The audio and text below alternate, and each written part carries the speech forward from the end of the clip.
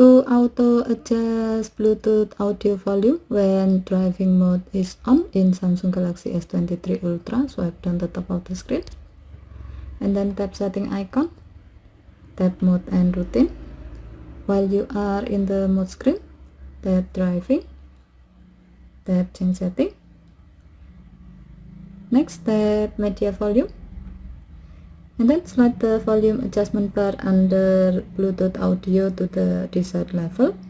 As the example, we will set it to 40%. Tap down button and then tap down button again to save the change. By doing this, now when the driving mode is active, your phone will automatically adjust the media volume level to 40% while you are listening through the Bluetooth audio. Okay, thank you for watching. Have a nice day.